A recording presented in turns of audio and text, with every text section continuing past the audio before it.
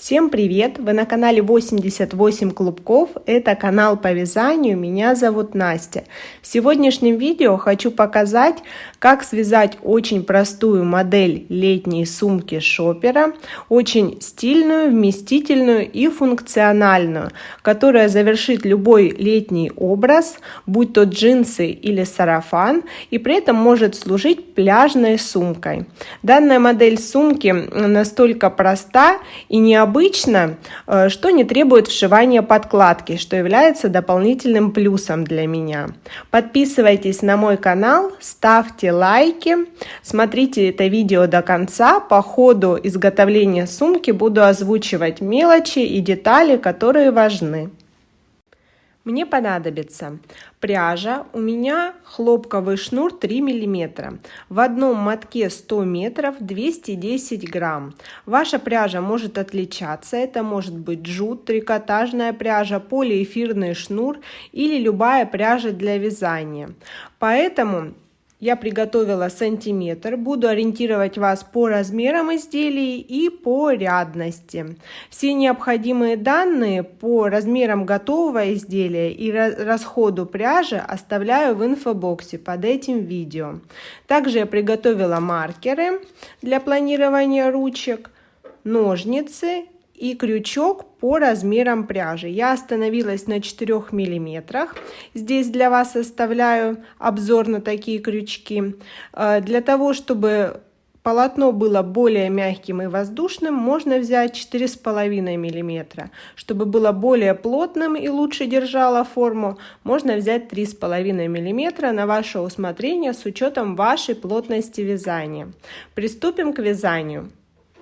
Создаю первую петлю, набрасываю нить на крючок, оставляю короткий край начала перед работой, подхватываю рабочую нить и протягиваю в образовавшуюся на крючке петельку.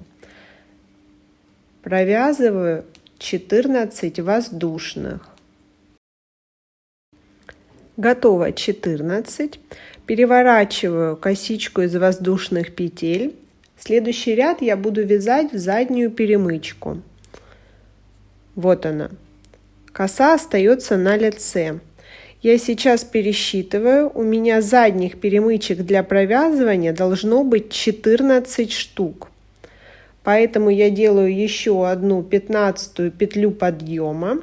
В нее вязать я не буду. Со второй перемычки начинаю вязать столбики без накида. До конца ряда 14 штук.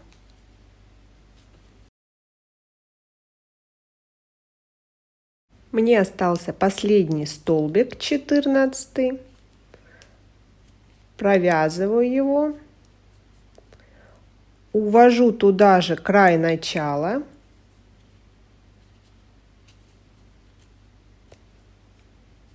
Делаю петлю подъема. Переворачиваю полотно. На этом этапе размер моего начала 11 сантиметров. Итак, петлю подъема я пропускаю, ввожу крючок в первую кромочную косу и начинаю вязать столбики без накида в обратном направлении до конца ряда. В конце каждого ряда с этого момента я буду делать добавление. 13 столбиков обратного ряда провязано. Я вставляю крючок в последнюю петлю, это 14 столбик. И сюда же, в эту точку, я провязываю 15 столбик. Это и будет добавление. В каждом ряду в конце я буду делать добавление. Петля подъема, переворачиваю, снова не ошибитесь, не вяжу в петлю подъема, вяжу в следующую. И так ряд за рядом будет трапециобразную форму принимать дно моей сумки. В каждом ряду я добавляю 1 столбик. В общей сложности я вяжу так от начала 1, 2, сейчас третий ряд, вяжу 14 рядов, добавляя в конце каждого по одному столбику, провязывая в последнюю петлю 2 в одну точку.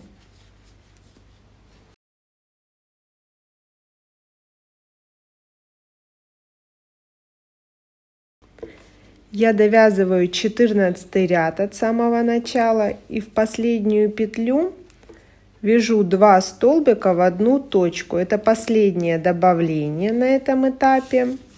Вот такая трапеция у меня получилась. Обратите внимание, 11, и здесь то же самое, 11 сантиметров. Делаю петлю подъема, разворачиваю вязание, продолжаю вязать точно так же, но это 15 ряд. Здесь не делаю ни добавления, ни убавления. Вяжу столько столбиков, сколько петель. У меня на этом этапе 27 столбиков в 15 ряду. Последний столбик 15 ряда. Делаю петлю подъема, поворачиваю полотно. Следующую такую же точно половину я буду вязать в каждом ряду, делая одно убавление. Убавление я буду делать в начале каждого ряда. Это петля подъема, это первая, это вторая. Вот убавление я делаю так, просто пропускаю первую петлю, а вяжу столбик без накида во вторую. Все, здесь уже минус 1 столбик. Так вяжу 14 рядов. В начале каждого ряда я просто пропускаю петлю для провязывания. Вместо первой вставляю крючок сразу во вторую. Каждый ряд минус 1 столбик. 14 рядов. Сейчас я на 14 ряду. После центрального, который был без добавлений и убавлений. И здесь точно так же я делаю убавление, пропуская одну петлю для провязывания. Вяжу до конца ряда. По этой стороне у меня получается 13 столбиков. Этот ряд последний по дну. Потом я буду переходить на обвязку. Таким образом, у меня получился равносторонний шестиугольник. Сейчас по размерам его я вас сориентирую. Последний столбик в последнюю петлю.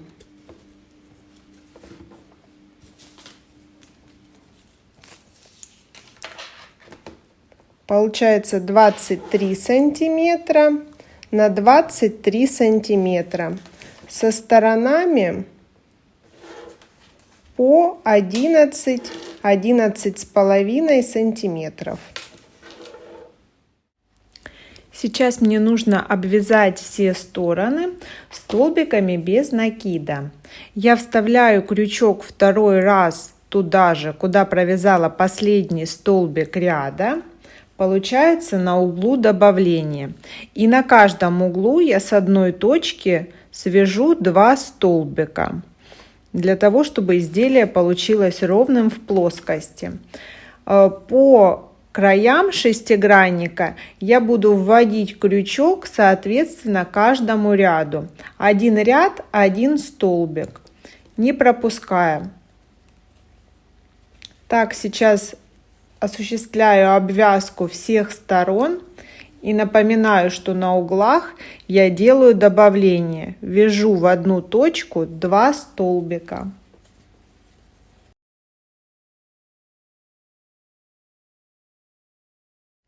Я завершаю обвязку и контролирую количество петель в круговую. Оно должно быть четным.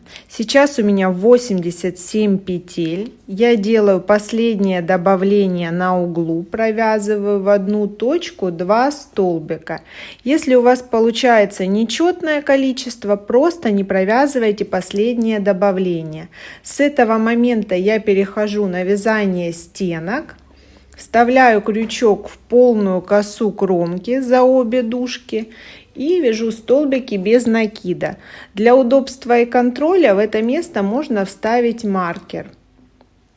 Так продолжаю вязать столбик за столбиком, ряд за рядом. На этапе ввода нового мотка покажу, как это сделать незаметно, без узелков и сшивания. Также можно сейчас отпарить изделие, прогладить с паром через ткань защитную, дать остыть и высохнуть.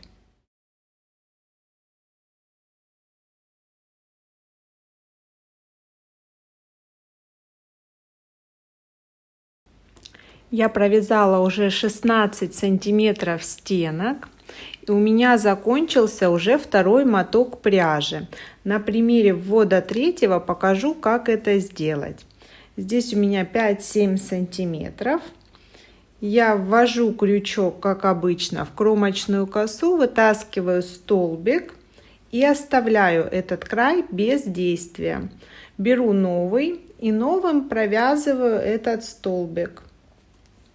Теперь подтягиваю оба края окончания и начала новой нити. Рабочей нитью направляю их по ходу вязания столбиков и ввязываю в полотно. Они оказываются внутри, периодически немножко подтягивая, чтобы по полотну не было видно, что внутри два отреза нити. Продолжаю вязание ряд за рядом. На этом этапе 2 полных мотка пряжи уже извязано, и я знаю, что одного мотка мне хватает на 13 рядов полотна. Поэтому сейчас, планируя ручки, я оставляю пряжу с запасом из расчета того, что ручки хочу 4-рядные. Мне надо оставить пряжи примерно на 5 рядов, так как они будут выпущены из полотна. Значит, сейчас с нового мотка мне нужно провязать еще порядка 8 рядов. И с помощью маркеров буду разбивать полотно на сектора для вывязывания ручек. Продолжаю вязать ряд за рядом до этого момента.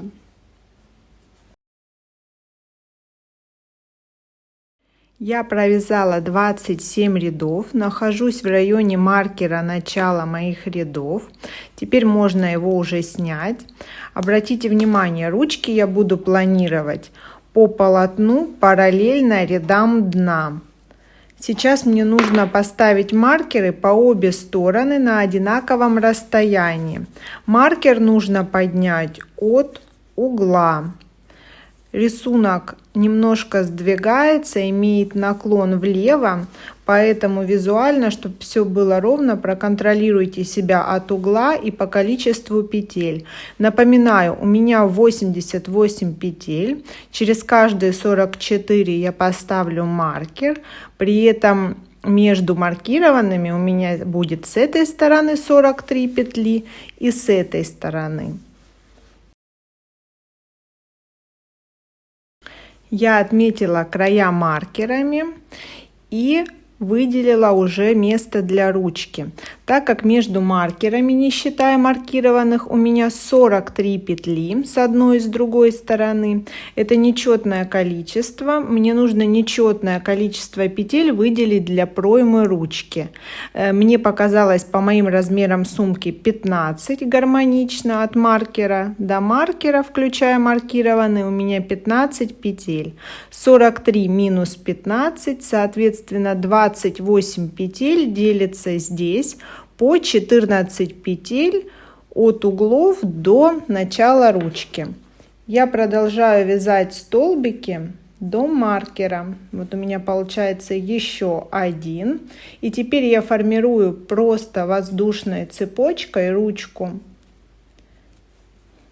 Она у меня будет на локоть, в руку, поэтому порядка 28 воздушных петель, я прикинула, мне достаточно.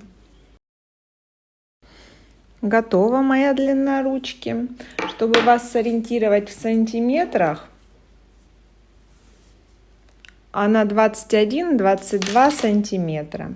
Теперь я возвращаюсь в полотно, сразу замаркированное, и продолжаю вязать столбики без накида.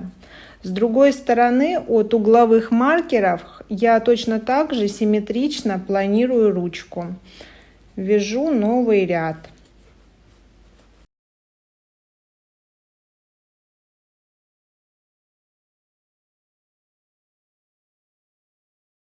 Я провязала первый ряд. После формирования ручек маркеры можно уже удалить.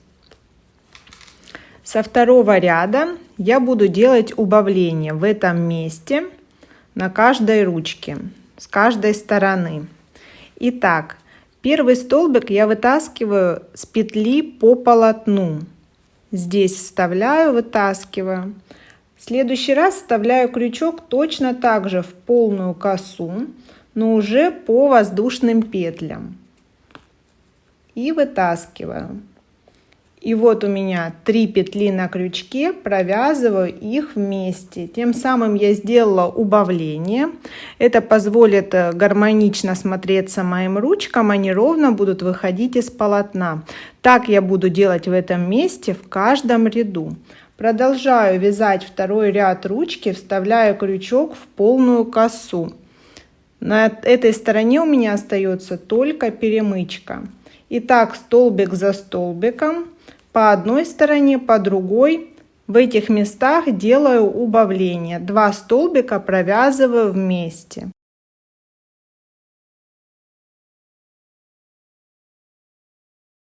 У меня третий ряд ручек. От первого у меня перемычка, второй. Сейчас я буду заходить на третий.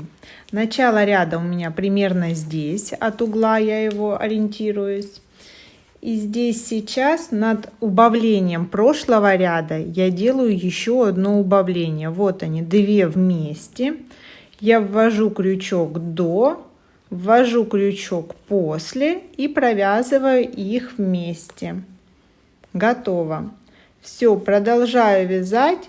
4 убавления на углах ручек точно так же делаю.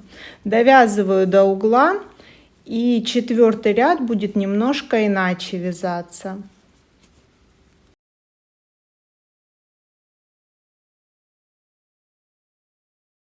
У меня начало 4-го ряда, я ориентируюсь по количеству рядности ручек.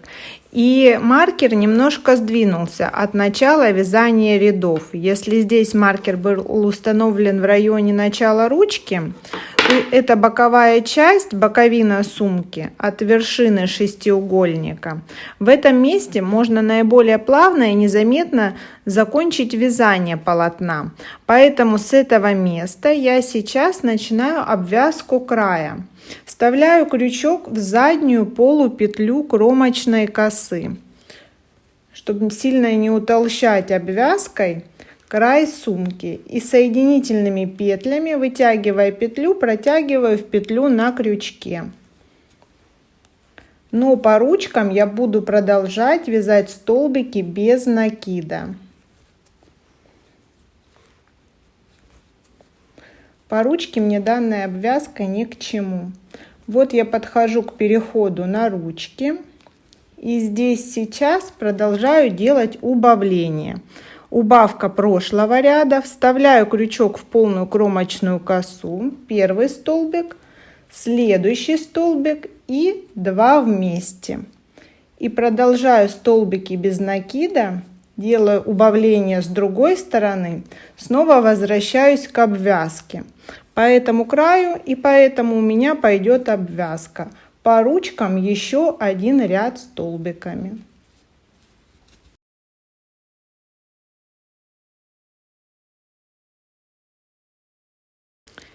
Я в конце ряда, обвязка заканчивается, делаю последний стежок, вытаскиваю край нити. Ее остаток тоже небольшой остался.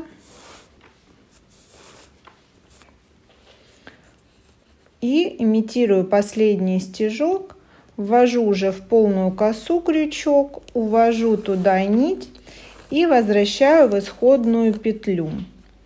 Исходная петля, вот, С изнанки на лицо вставляю крючок, подхватываю нить и прячу ее в полотно сумки.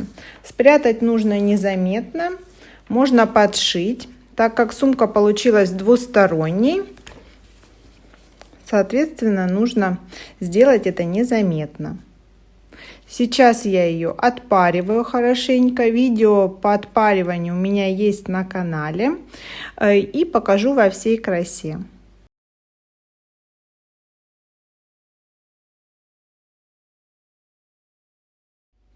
После отпаривания сумка приобрела более гармоничный вид и форму, очень необычная из-за необычной формы дна.